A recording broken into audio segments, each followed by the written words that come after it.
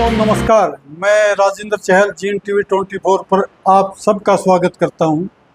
साथियों, आज जननायक जनता पार्टी के दिग्विजय सिंह चौटाला जी जींद के अंदर पहुंचे। उन्होंने एक प्रेस कॉन्फ्रेंस की और सभी पत्रकार बंधुओं के सवालों के उन्होंने जवाब दिए। बड़ी ही शालीनता से उन्होंने जवाब दिए। उनसे हर मुद्दे के ऊपर सवाल पूछा गया। उन्होंने कहा कि अब जो हमारा शीर्ष नेतृत्व है, हरियाणा के अंदर 90 की 90 विधानसभाओं के अंदर जाएंगे और लोगों से बातचीत करेंगे। हमारे से कहाँ पर क्या कमी रहेगी उनके ऊपर बातचीत की जाएगी। और उन्होंने कहा कि बहुत जल्द जो उनके पदाधिकारी हैं, जो अलका प्रधान हैं या और हैं, उनकी भी नियुक्ति की जाएगी। सुनिए इसके ऊपर दिग्विजय सिंह चौटाला जी ने कार्यकर्ताओं की भी एक मीटिंग हमने बुला ली। सबसे चर्चा होगी भविष्य में कैसे इस क्षेत्र के मुद्दों को उठा करके आगे बढ़ाना है, उस पर भी चर्चा होगी। और इसके साथ साथ नई जिम्मेवारियां पार्टी ने सुपुर्द की हैं। जोरा सिंह जी को फिर से प्रधान बनाया। बड़े हमारे मजबूत पार्टी के सिपाही हैं और मैं इनको बधाई देते हुए ये कहूँगा कि जींद के अंदर फिर से पार्टी को चार चांद लगे। और विकास जी को, जांगड़ा जी को प्रवक्ता बनाया है, उनको भी बहुत बहुत बधाई। सभी को बहुत बहुत बधाई। और अभी बहुत जल्द पार्टी, जैसा मैं कह रहा हूँ, बची हुई कार्यकारिणियों का भी निर्णय जल्दी कर लेगी। जैसे बाहें फैलाकर पंख फैलाते हैं और उस पंख को फैलाने का, हर विंग को मजबूत करने का सही समय है। युवा इकाई हो, इंसो हो, हमारी किसान इकाई हो, हमारी बैकवर्ड की हो, एससी की इकाई हो, बहुत जल्द सारा पार्टी फैसला कर लेगी। और उसके बाद पूरे प्रदेश भर के अंदर हमारे शीर्ष नेतृत्व जो है प्रदेश का दौरा करेंगे। सभी 90 विधानसभाओं में जाकर के लोगों से रूबरू होंगे, लोगों का सुख दुख जानेंगे और प्रदेश की जो मूलभूत जरूरियात की जो आज की समस्याएं हैं सरकार के सामने, उसको मुद्दा बनाकर उठाएंगे। भाखड़ा के पानी के ऊपर भी दिग्विजय जी ने कहा कि हरियाणा के जो लोग हैं वो हमेशा से पंजाब के लोगों को अपनी पलकों के ऊपर बिठा कर रखे हैं। जब भी कभी बात आई तो उन्होंने हमेशा पंजाब का साथ दिया है। लेकिन जो पंजाब के मुख्यमंत्री हैं भगवंत मान जी, वो इस मुद्दे के अंदर राजनीति कर रहे हैं और हरियाणा का जो पानी है वो हरियाणा को देना चाहिए। अगर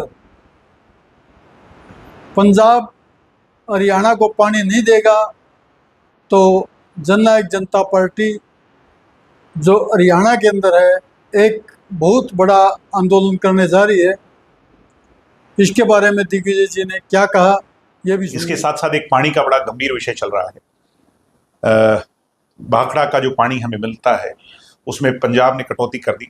और अनप्रेसिडेंटेड तौर पर देखा जाए तो भगवंत मान जी ने सारी सीमाओं को लांघते हुए कानून को अपने हाथ में लेकर के भाखड़ा पर ताला लगा दिया, जो डैम पर वहां पर उसकी व्यवस्था है, और बंधक भी बना दिया कुछ लोगों को।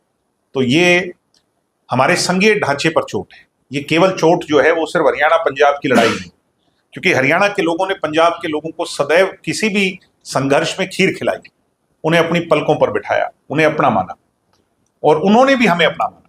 मगर एक व्यक्ति की वजह से दोनों स्टेट्स के रिश्ते इस कदर बिगड़ जाएं, ये बहुत गलत है।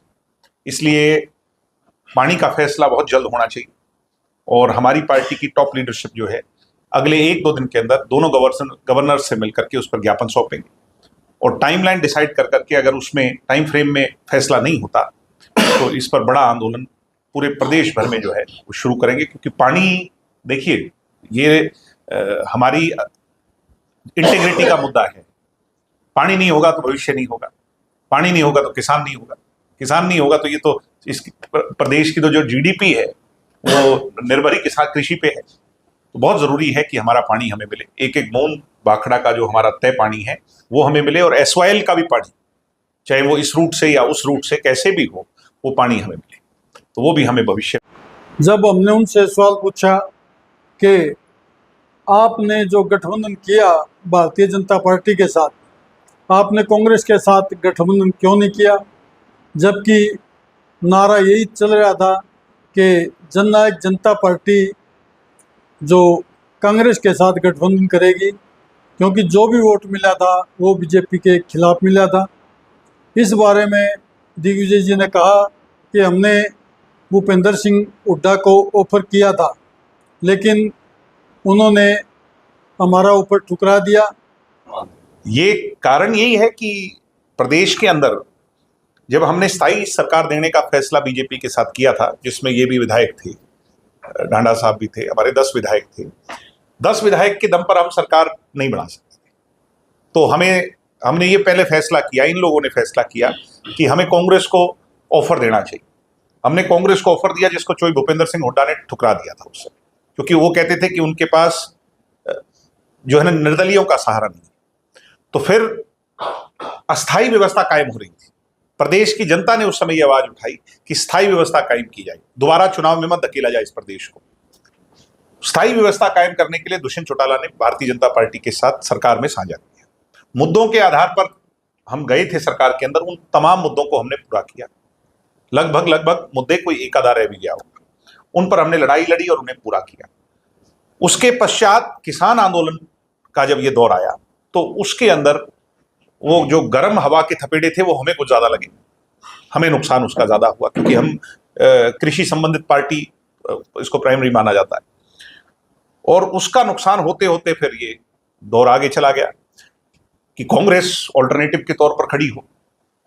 कांग्रेस के नेतृत्व ने जाति पाति और क्षेत्रवाद, आप ये देखिए कि अगर वो जाति पाति के मामले में नहीं उलझाते चुनाव के उस समय में, तो क्या शैलजा जी को अलग किया जाता, क्या दूसरे नेताओं को वहां पर छोड़ा जाता? वो तो सिर्फ और सिर्फ बाप एंड बेटा कंपनी बनकर के रह गई थी, जिससे लोगों ने, जो कहते हैं ना कि जैसे हर माला में हर मोती को पिरोना पड़ता है तब जाकर के सरकारें बनती हैं या एक किया जाता है, उन लोगों को तो सिर्फ ये था कि मैं और मैं और मैं, उससे आगे वो बढ़ ही नहीं पाई, और सिर्फ उनका क्षेत्रवाद का नारा जो है वो उनको ले बैठा। इसका बड़ा नुकसान हरियाणा को हुआ, हमें तो हुआ ही हुआ, मगर हमारे नुकसान होने ना होने से कोई फर्क नहीं पड़ता। जब प्रदेश का नुकसान हुआ कि तीसरी बार जो है, जब जनता मन बना चुकी थी कि इन लोगों को हटाना है, फिर भी एक ऐसे समय पर दोबारा इन लोगों को 40 से आप जो कह रहे हो 50 ऐसी जगहों पर आने, मतलब दोबारा इनको स्टेबल होने का मौका मिल गया। तो अनफॉर्चुनेट है, मगर कोई बात नहीं, संघर्ष के पथ पर आग के दरिया में पार होकर जाना है, फिर लड़ाई लड़ेंगे, हरियाणा की जनता फिर खड़ी होगी। मगर कांग्रेस से हरियाणा की जनता का कहीं ना कहीं विश्वास जो है अब उठ चुका। भविष्य में बीजेपी के साथ गठबंधन के सवाल पर दिग्विजय जी ने क्या कहा? नहीं, ये ऐसे मौके क्यों आए? हम अपने दम पर, अपने पैरों पर खड़े हों, हम उसके लिए प्रयास करेंगे। और हम जब चले थे, आपके यहीं से चले थे 2019 के अंदर, जींद से ही ये पार्टी खड़ी हुई चली, तब हमने अपने पैरों पर सस्टेन करने का जो है ना प्रयास किया था। तब हम कम समय में 6 महीनों में 10 सीटें जीत करके आए, 16-17% वोट लेकर के आए। हालात परिस्थितियां ऐसी बनी कि जो है स्थायी सरकार प्रदेश को देनी पड़ी। 4.5 साल हमने चलाई और जिन मुद्दों पर हम गए थे उन मुद्दों को पूरा किया। मगर मैंने जैसा कहा कि वो जो एक ऐसा बवंडर था, उसके अंदर हमें ज्यादा नुकसान हुआ। मगर मैं नकारात्मक दृष्टि से इसको नहीं देखता। हम प्रदेश की जनता का भला करने के लिए बीजेपी के साथ 4 साल शासन में रहे, हमने काम किया। आज हम शासन में नहीं है, हमारे विधायक नहीं है, हम फिर प्रयास करेंगे आगे। मगर आज सच्चाई ये है कि प्रदेश की जनता इस सरकार से दुखी है। और आज आप क्राइम का रेशो देख लीजिए, मेरे हिसाब से कोई इस मुद्दे को उठा ही नहीं रहा। बहुत गंभीर विषय है। हरियाणा आज जो क्राइम के अंदर हर रोज दिन प्रतिदिन कहीं ना कहीं गोलियां चल रही हैं, कोर्टों के अंदर जाकर के फायरिंग हो रही है, लोगों को मारा जा रहा है, ये बहुत गंभीर विषय है। क्या जेजेपी अकेले सत्ता में? एक मैं और आपसे रिक्वेस्ट करूंगा, इस प्रेस कॉन्फ्रेंस को, भारतीय जनता पार्टी के सामने सभी विपक्षी दलों को मुद्दों के आधार पर राजनीति करनी। हम एक दूसरे से ना लड़ करके मुद्दों के आधार पर सरकार से लड़ें, क्योंकि सरकार से नहीं लड़ेंगे तो प्रदेश की जनता को इसका खामियाजा भुगतना पड़ेगा। आज जरूरत है पानी की लड़ाई, आज जरूरत है प्रदेश को व्यवस्थित तरीके से चलाया जाए। ये लोग तो मेरे हिसाब से तो प्रदेश हरियाणा में प्रदेश सरकार जो हरियाणा से चली नहीं रही, ये तो चली दिल्ली से रही है। और कौन चला रहे हैं आप मेरे से बेहतर जानते हैं। आज टोटल अफसरशाही हावी है।